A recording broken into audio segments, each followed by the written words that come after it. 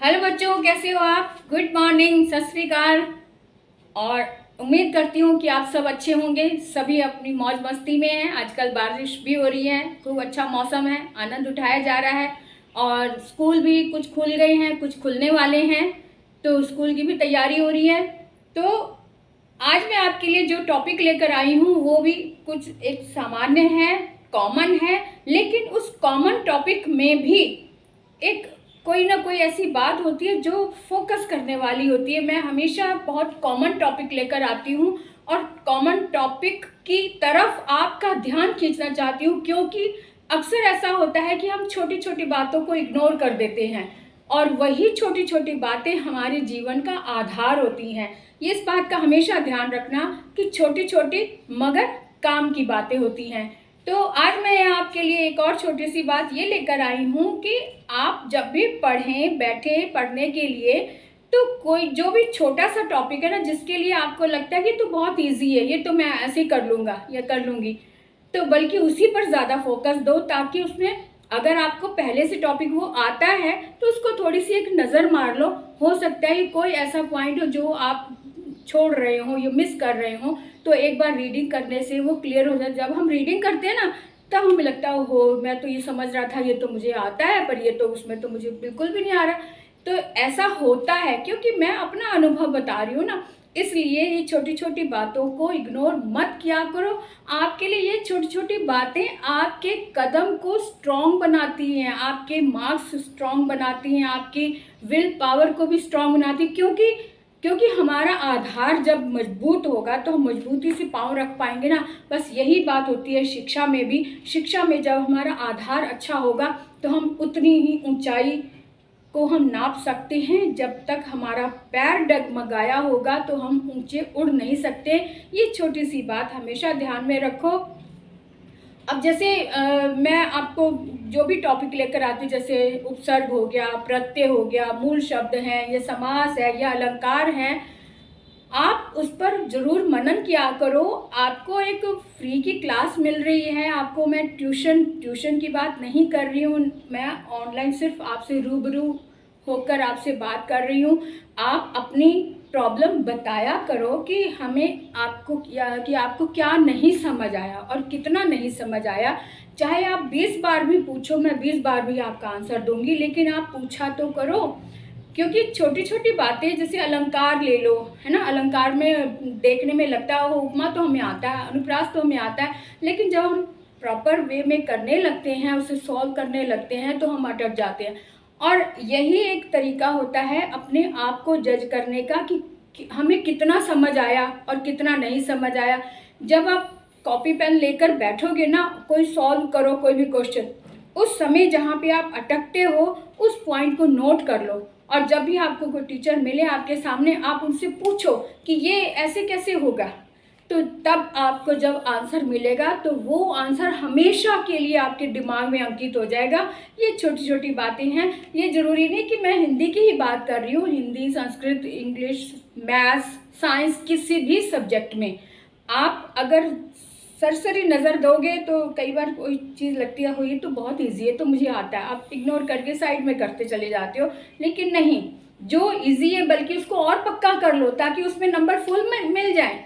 थोड़ी बहुत कमी होगी भी तो वो भी पूरी हो जाए। फिर जब अच्छे जो इजी चीज़ें आपने सिलेक्ट कर ली, ये हमें अच्छे से आ गया, उसके लिए आपने अपना टेस्ट भी ले लिया अपने आप का, फिर आप डिफ़िकल्ट वाली चीज़ों पर आ जाओ। डिफ़िकल्ट चीज़ के लिए जो भी टॉपिक है डिफ़िकल्ट वाला, उस पर बहुत पूरी मनन, पूरी फोकस के साथ बैठो, और जहाँ अटको वहाँ फिर से अपने टीचर से ज़रूर पूछो, और जहाँ अटको वहाँ पूछा ज़रूर करो। पूछोगे तभी आंसर मिलेगा, क्योंकि बहुत सारे बच्चे मैंने देखा है कि जहाँ अटकते हैं वो उस पर ना तो वो, क्योंकि हम अटक गए हैं, ना तो हम आगे बढ़ पाते हैं, ना तो हम दूसरा टॉपिक ले पाते हैं, क्योंकि दिमाग तो वहीं अटका हुआ है, और ना ही हम उसे क्लियर कर पाते हैं। तो यही वजह होती है कि हम और बाकी बच्चों से पीछे रह जाते हैं। तो अगर आप बाकी बच्चों के साथ चलना चाहते हो, या उनसे भी आगे रहना चाहते हो, या हाईलाइट होना चाहते हो, तो ये छोटी छोटी बातों को इग्नोर मत किया करो। ये आपके लिए बहुत ही इम्पॉर्टेंट चीज़ें हैं, छोटी छोटी मगर महत्वपूर्ण बातें होती हैं। तो तो एक छोटा सा तरीका बताऊं आपको कि आप अपना रिवीजन कैसे करें, कैसे जो टॉपिक आपको इजी लगता है, जो आपको लगता है कि ये तो पहले से पढ़ा हुआ है, उनकी एक लिस्ट बना लो। जब भी आप पढ़ने बैठो, मान लो कि पर्यायवाची शब्द हैं, आपको लगता है अगर ये तो सारे ही मुझे एक नज़र में देखा सारे आते हैं, इस तरह से उसको मत जाने दो, लेकिन उसका तरीका प्रॉपर वे में देखो कि आपको कौन कौन से शब्द आते हैं। उसके लिए इजी वाले शब्दों की एक लिस्ट बना लो। लिस्ट आपने बना ली, अब देखो कि कितने डिफ़िकल्ट वाले, कितने नए शब्द रह गए, क्योंकि हम छोटी क्लास से ये चीज़ें पढ़ते हुए आ रहे होते हैं, बहुत सारे शब्द रिपीट हो रहे होते हैं, कुछ ही शब्द होते हैं जो नए सिरे से हमें पढ़ने होते हैं, तो कुछ शब्द 2 या 3 ही या ज़्यादा से ज़्यादा 4-5 होते हैं। तो इसलिए इसका तरीका ये है कि पिछला रिवीजन भी हो गया और नए शब्दों के बारे में भी हमें पता चल गया। तो इसी तरह से आप किसी भी सब्जेक्ट में इस तरह से आप अपनी ही तैयारी कर सकते हैं। इजी को पहले पढ़ लो, अच्छे से समझ लो, फिर डिफ़िकल्ट को, क्योंकि डिफ़िकल्ट टॉपिक थोड़ा सा होता है, थोड़े से ही कोई नया होता है, उस पर जब हम पूरा फोकस करते हैं तो हमें बहुत अच्छे से समझ आ जाता है। और आप सब सब्सक्राइबर से एक मेरी रिक्वेस्ट है कि अगर आपको लगता है कि आपके साथी और भी इसके साथ जुड़े, हमारे चैनल के साथ जुड़ते रहें, तो आप इसे शेयर ज़रूर किया करें, और जो नए आए हैं वो सब्सक्राइब ज़रूर करें और बने रहें लास्ट तक, क्योंकि अभी ये टॉपिक ख़त्म नहीं हुआ है, अभी बहुत इम्पॉर्टेंट बात अभी बाकी है।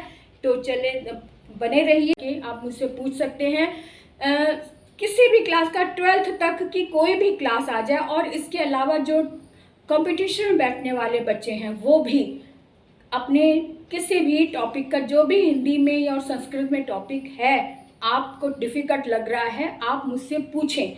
हो सकता है कि मेरा ध्यान उस टॉपिक की तरफ ना गया हो, तो आप अगर मेरा ध्यान उस पर दिलाएंगे तो मैं उस टॉपिक पर भी आपके लिए वीडियो बनाकर लाऊंगी। तो आप मुझे कुछ काम दें ताकि मैं आपकी पसंद का काम लेकर आऊं। तो इस बात का ज़रूर ध्यान रखा करो। और मुझे आपके कमेंट्स का बहुत इंतज़ार रहता है। मुझे इंतज़ार है कि आप मुझे सजेस्ट करें कि मैम आपने इस टॉपिक पर तो अभी तक पढ़ाया ही नहीं है।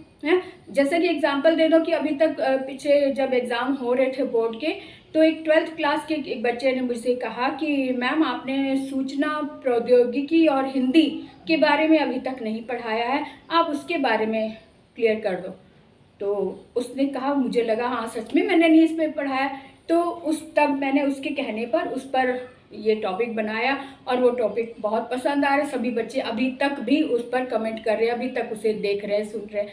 तो इसी तरह से हो सकता है कि मेरा ध्यान उस पर ना गया हो, आप मुझे बताएं कि आपने ये टॉपिक क्लियर नहीं किया है और मैं कंपलसरी उस टॉपिक पर आपके लिए ज़रूर वीडियो लेकर आऊँगी। तो आप इस बात का ध्यान रखें, मुझे भी काम पर लगाए रखें, कोई ना कोई मैं नया वीडियो लेकर आती रहूं। तो आज का वीडियो इतने ही समाप्त करती हूं और मुझे इंतज़ार है आपके वीडियो का, आपके कमेंट का और आपके सजेशन का। ठीक है, तो चलो चलते हैं अगले वीडियो तक के लिए। Okay, bye bye.